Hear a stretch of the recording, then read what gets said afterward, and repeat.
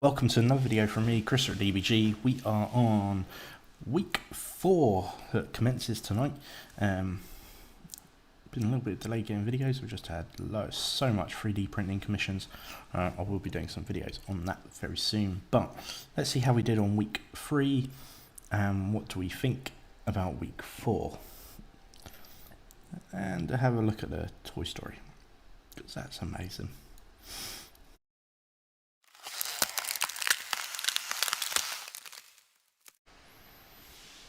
To infinity and beyond.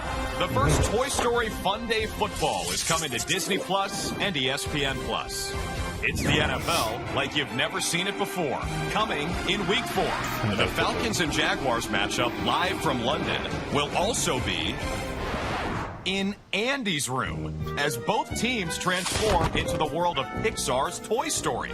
Oh, it's a very real game, but Toy Story themed. Every run, pass, and score, live and unpredictable. Plus a special halftime show featuring Duke Kaboom performing an incredible motorcycle jump. Buzz, Woody, and all their friends at Disney, Pixar, ESPN, and the NFL invite you to watch Toy Story Fun Day Football between the Falcons and Jaguars, Sunday, October 1st at 9:30 a.m. Eastern on Disney Plus and ESPN Plus. Okay, that was pretty cool. That's very cool. It's the English game. I wish I was there. Just couldn't get tickets. They're so expensive. Be nice to film it and show some reaction videos from there one day. Me and my brother-in-law will definitely get there. I know it's on both of our goals to get there. But yeah, let's see how the football's going to go. A little quick break up. But let's get into fantasy. Let's see how we are and go from there.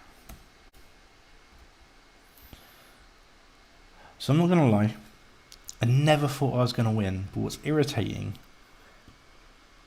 is when you make a video about a player going this high risk, high reward, which was Tank, or Turk, Houston wide receiver, and you go, no, I'm not going to risk it. And he would have won me the game if I just bought him, and now one of the highest waivers. If he hasn't gone already, he should have been.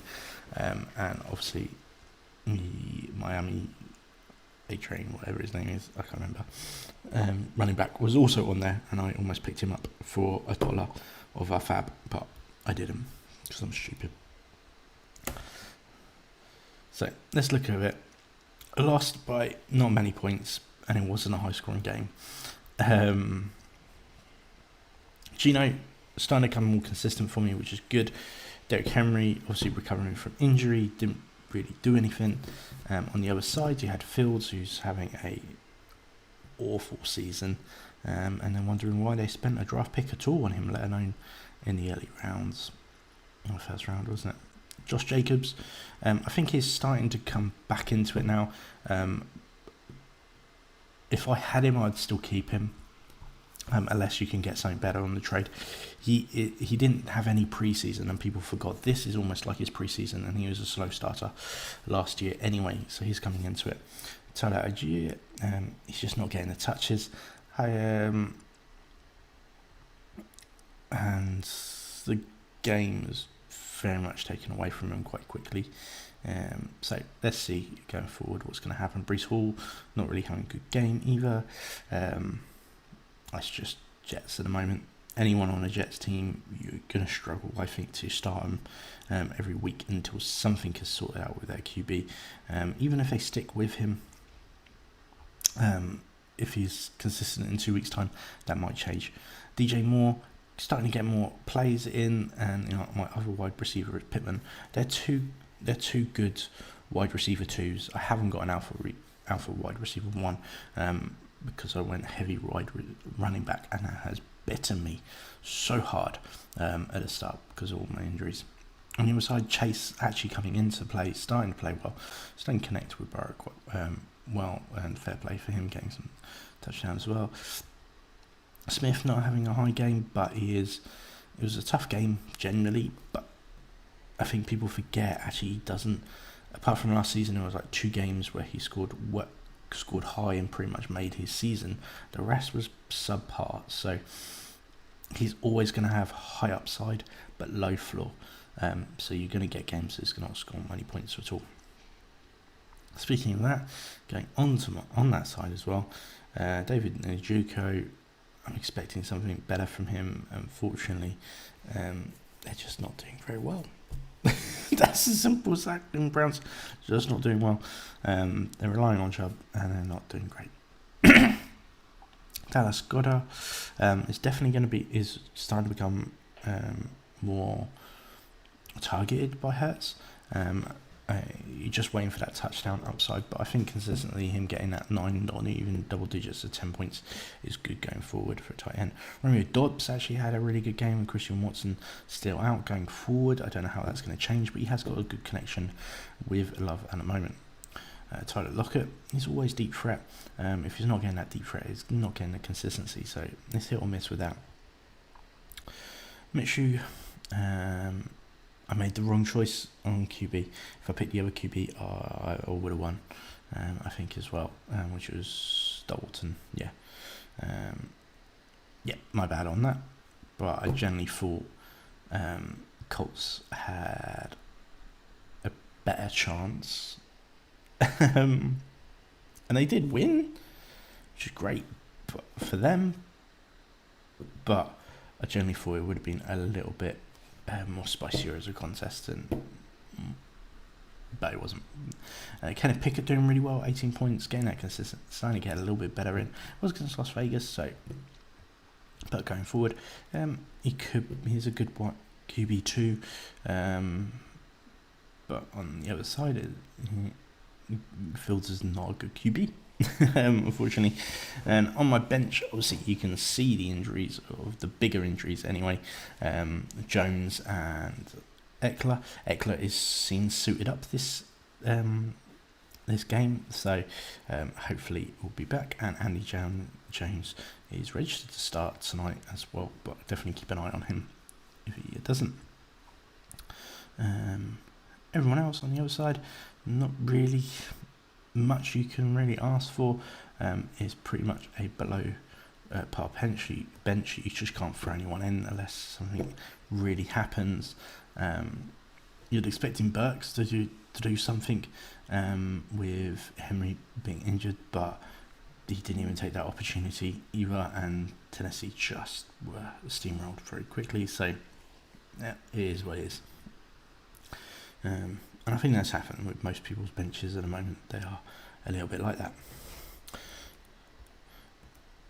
Going forward, some big scores. Birds getting 140 a chip and beating my brother-in-law, 119. Lamar doing what he can do. It's always going to have a good upside with running and a good safe floor as well. Kirk Cousins being an amazing QB. Could he be on for QB of the year? He would be if they weren't losing. I think that's the problem. All their games are really close at the moment. That we'll see going forward. He's got the weapons around him. Just need that defense to step up. Really, I think, and stop the plays. Zach Moss doing exceptionally well.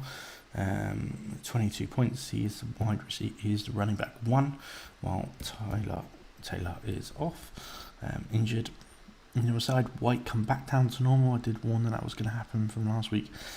Kenneth Walker having a blinding game as well for the other one. Tennessee Spears, you're hoping that he would have got some more plays with Henry and Burks not really contributing, but the script just came away from them. Chris Olave getting 18 points, good to see, getting that high consistency, but not as high as AJ Brown. Did say that he was on a bounce back, and he's got it. It's all well done to him. Zay Flowers doing really well, 12 points, getting something in. Garrett Wilson wasn't expecting too much, and it's Jets. They need to fix a whole heap of stuff. Mark Andrews, disappointing game for him, considering you're hoping that he's going to be up there, one of the best tight ends in the game. Speaking of which, Travis Swift, as we're all sick of hearing about it, but Travis Kelce, 19 points, getting that game, and getting the score on and off the pitch. Puku And back down to reality of only 12 points, but still a good option there. He's always, at the moment, he seems to have a really safe floor.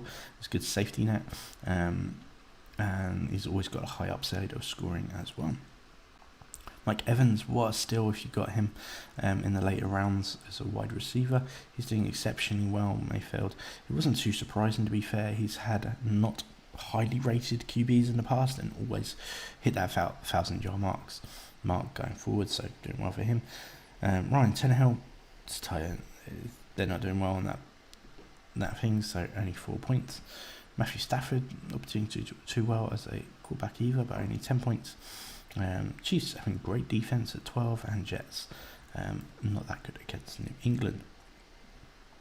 On the other side, obviously you got Saquon Barkley injured, Richardson was off, so they're not doing particularly well, and he's got Johnson as well injured. There is injuries so many all over the place, and it only takes a couple really to throw your team completely off. Kamara being back soon, next week. Be interesting to know how good he is on his first come back, but I think it really changes the dynamics of New Orleans, and it could even affect Chris Olave as well. On the other side, the only person who really getting in was a bit of luck on Jerry McKinnon getting the touchdown, and other than that, wouldn't really change anything. But 140 points, really, really good score.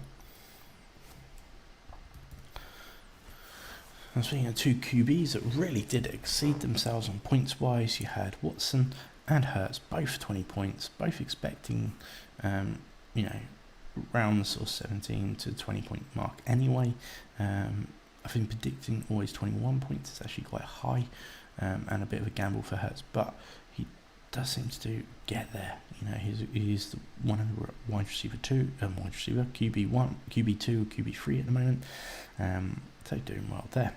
McCaffrey, 22 points, and Addison actually started to realise that Cam Akers is there and needs to step up his game.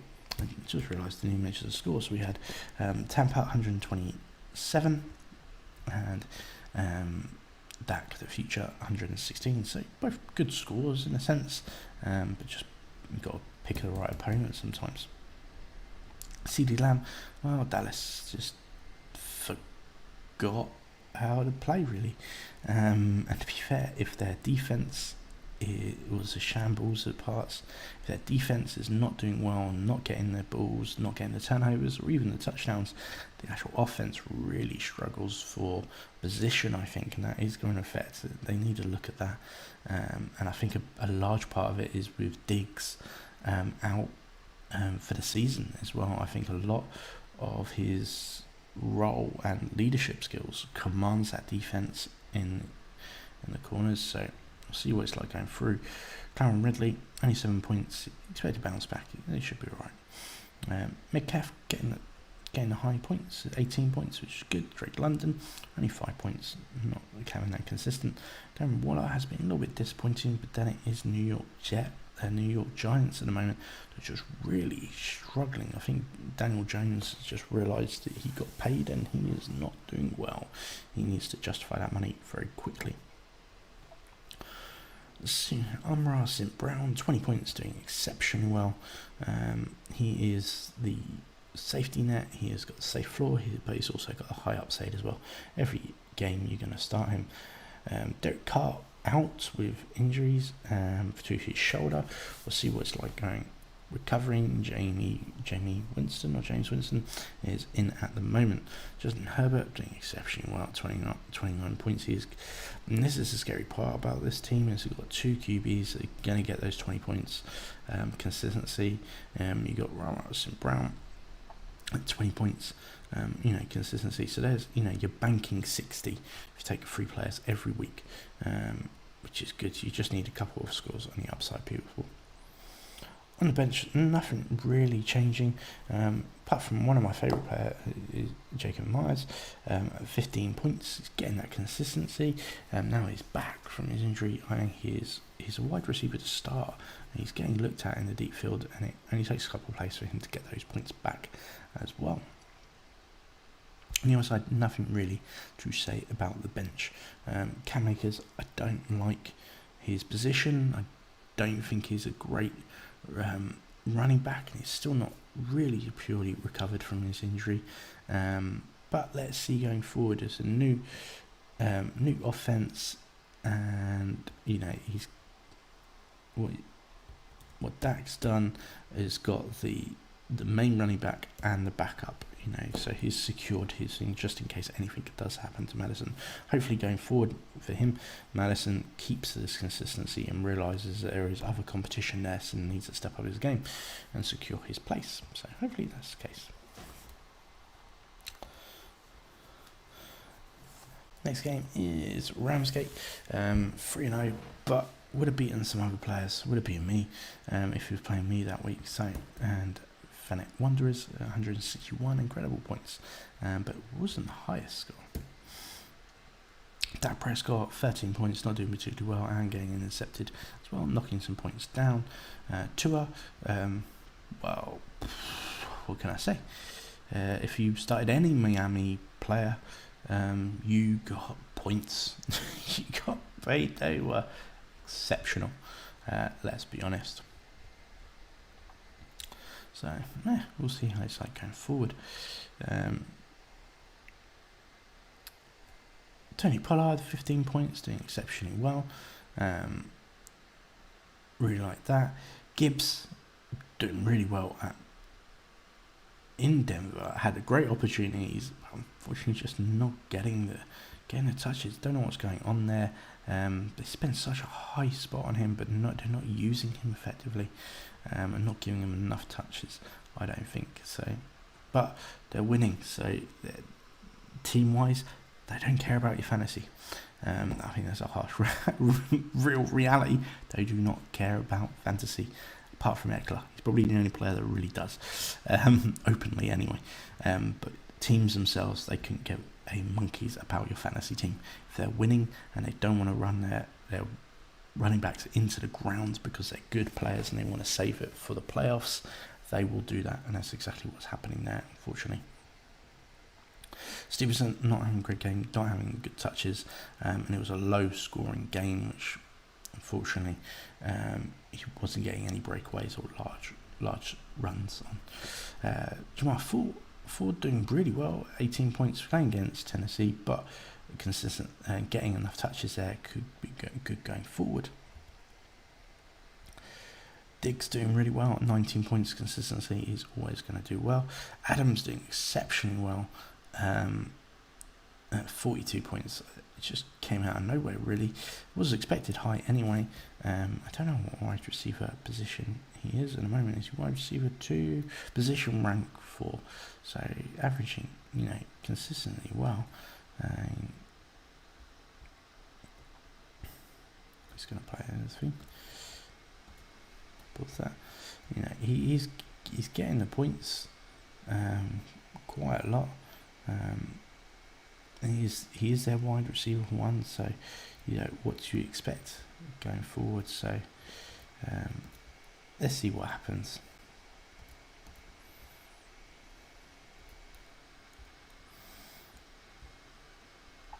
We like to trade him, really, don't we? But he's had 12, 20, and 42. And he's rode ahead. Green Bay, England. Got a couple of shootouts there. Giants, Jets. He's got a good run, of potential. And they're in playoff contention. Why did I do it?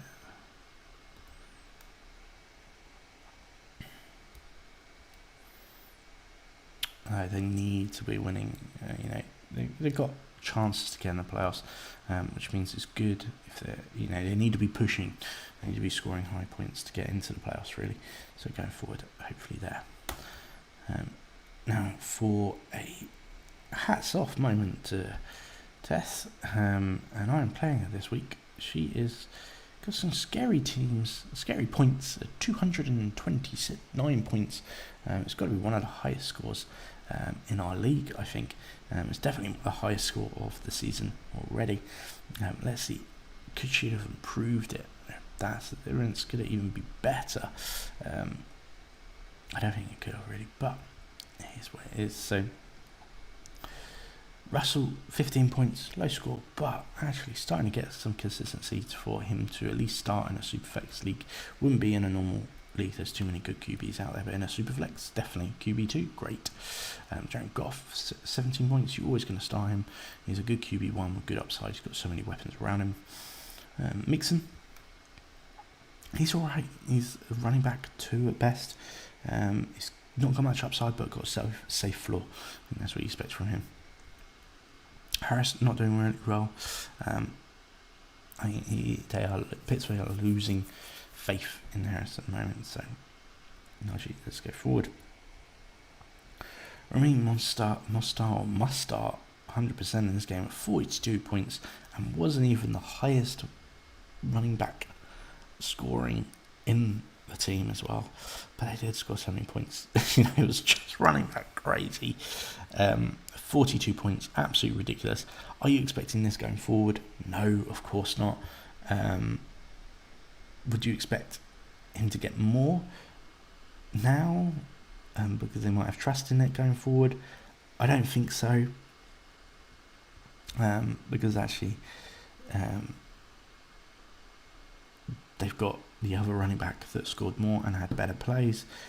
But let's be honest, it was such a joke of a game. I think anyone could have run past Broncos defense, and considering the offense for Broncos actually started to do something. They scored 20 points. That's a good score considering what they have been doing. This is not on Russell. That team, that was all on the defense. If you're going to let them score, what consistently was seems like watching it every play, your offense has no hope. Absolute zero. So, yeah, Wilson hasn't had a great season, but by far that week was not on him. I'm not a good seller of Wilson. I don't particularly like him that much. But, yeah, that's not on him. James Conner had a great game against Dallas. Everyone expected low, but Dallas were rubbish. And they're my team. I don't know what's going on. They need to sort it out. It was like we thought we were in a playoffs game. Just got knocked out straight away. Justin Jefferson, 27 points consistently. Doing great. And there, Tyreek Hill on the other side of Miami. 30 points. Had a stole away game. Going forward, actually 23 points for predicted. Around there every week is probably realistic. Kieran Allen having 44 points. He is having a blinding season at the moment. He is ranked 2. So this is the scary thing with Badlands ranked 3 and 2 collectively for wide receivers. Where I need my ranked running backs to be there, but always running backs have a safer floor, but higher. It doesn't have as much upside as a wide receiver, in my opinion. But depends how you play it. If you like risk, then wide receivers are always going to be a great choice for you. As a team balance, you always need that safe floor as well. But it's hard to get. It's why you get scores like 139 actually not winning you, because someone's got so much upside, and then you have a absolutely cartoon of a game 70 points to 20 that completely throw everything else. Mahomes doing great, 24 points, consistently doing well. Wanted to start going strong. He's always going to score points. He's always going to score great points. But how did it even happen? 31 points for Bills against Washington. Absolute monster defense, doing really well. And to be fair, Patriots had a good defense as well, getting double digits at 17 points. You wouldn't expect it at all. On the other side, on the bench, was there anyone that could have done better? No, there wasn't. And that was it. There's no way that score could have possibly been better with the team that was there. On the other side, though, Yes, they definitely could have. Would you have started Love over Goff? Probably not. And it's only 6 points. Would you have started Sutton over Addison? Maybe over Goodwin. And that would have scored you an extra couple of points. Would it have got you up to 229-0? No, it would have just been equally more disappointing. You got an even higher score and still lost. That's the problem with that. On the other side, last game, the lowest score of the week is 63 points, which is the only other team that I would have beaten, was Hitman, who just had a disastrous week. Everyone who was expected to do well, not doing it, unfortunately. And Cleveland Steamers, 135 points. And you see, there's 4 other teams that Steamers wouldn't have beaten. So you had a good run there and a high score, 135. 263. Allen doing great, 20 points. Trevor Lawrence doing 14 points. Is he starting to come out of his shell, starting to learn his offense properly? Hopefully. I'd expected big things from him this season, but it's not quite coming together for Jacksonville. But there is players doing really well. The run game is working with Travis Etienne. So in a run game that didn't work was Robson. Their run game is awful. Normally it's great, but the script got away from them, and then they started passing, and it wasn't going well there either. So going forward, you'd expect to bounce back, so do not panic at all. Pacheco, 15 points, really good consistency, relying on that touchdown upside every week. Does seem to be the running back one there. There is a bit of committee, but he's always going to be a safer floor. Brian Robson, I'd expecting big things again from him. He is now taken over. He's definitely running back one, but does rely on the upside of getting that touchdown. I think going forward, it's always a risk play. T. Higgins, expecting a little bit better than 4 points, considering everyone else around him and the weeks this happened. But Chase definitely was just all over everywhere there. Judy having a good game at 13 points, consistently going forward. It's good to see him not so injured. Deebo Samuel, 24 points, all over the place. I think that's a big thing with Brandon Ayuk being out. He's getting that high consistency, and a bit of deep threat is not there. So they're doing the little passes, getting those, racking up those points, and he makes defenders miss, giving him extra run and extra points as well. Washington just got absolutely obliterated by the Bills. So no chance there. He is always high risk with that now with Terry McKinnon still having a turf toe, but he has definitely come back a little bit better. So people helping with Brandon Ayuk being out. Kittle back to form, just what we want to see from our tight ends, doing well. Ingram again, 13 points, doing well there as well. Nico Collins, he just wasn't the wide receiver that week. Everyone else was but him, but 5 points. He's wide receiver one, arguably, but there is definitely a lot of options there. It's just who's going to score it and who's going to be the main passer for Shroud, and he's done exceptionally well at 20 points. Jamal Williams is still coming back, only not quite hitting the mark yet with his injuries, but I think going forward he's going to get more and more opportunities, and it's definitely more of a committee there in the runs that in the running game. He got 8 points, and their team was the script was against them. They weren't going back to the running game when they needed to. Sam Howell, you had an awful game, man. Awful. -1 point. Sort it out. Got new manager, new directors, new team. You need to impress them. Eagles, 14 points, doing good defense. Jack, -4. You're not doing so well there either. On the bench, Sam tight end. He is a great tight end. Will you play him over Kittle every week? Probably not. But fair play going forward. He's always going to be there.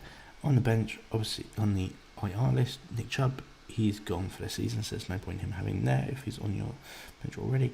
And Jonathan Taylor, in theory, is got a bit of a bounce back. Well, hopefully, going forward, but not really much news. But there is a message saying why managers need to keep an eye on Taylor. Let's see if he is as important as a whale for the team, or they're trying to look to move him too. We'll see what happens. But that is everything on that this week. Going forward, I'm not too sure. At the moment, Jones seems like he's going to play. Eckler was seen doing training and doing some in actual gear with a helmet on, which is always a good sign. It always shows they're probably going to play. And Henry, in theory, looks like he should be playing, but I am against the high upside of wide receivers, so I'm not too sure. I think it's going to be a close game either way. Hopefully Jones as well pulls something out of the bag for me. Everyone else seems to be pretty close. This will be an interesting game at 121-24 predicted. This one has so much upside on this side of him with Ramsgate. Hopefully he can pull it off. Adams, great player, has a load of opportunity. The other side looks like it's scoring less, but majority of the team, but we know full well the players he's got huge upside as well, so could be threatening. Close game here, and see if Cleveland can be the only 3-0 team in our league. So going forward, does he come down a pedestal? Don't know. It's close, only 3 points in it and through projected. And lastly, Lovers and Hitman, 10 points difference there. We all know predicted scores mean nothing, but going forward, let's hopefully it will be close. Standings wise, I am on my fourth. But there is a lot of people that are 1 and 2. Only one person who is Ramsgate is 0 and 3. So we'll see what it's like going forward. Hopefully I can bounce back. And realistically, I need a wide receiver. But do I trade key running backs for that? I don't know. Because I think I fall too much in one area. Would I sacrifice a Henry, for example, for a wide receiver 1? I think it is a gamble. I think this week it all depends if Eckler and Jones perform. If those two performs, then I'm more willing to give up Henry than I am anyone else, I think, purely because of how Tennessee are performing. They are getting behind, so the run game that is so dominant with Henry is lacking. So we'll see what's going forward. But Jones looks like he's starting. Eckler, we'll see what's going to happen there. Let's do that, save that, just in case Eckler, they say, no, not starting. This is questionable after playing off. Keep an eye on news.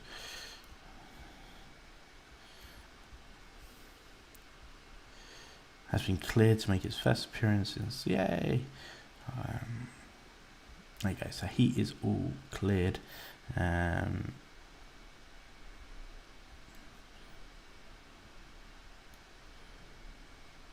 There's a bit of a campaign there, but we'll see what happens.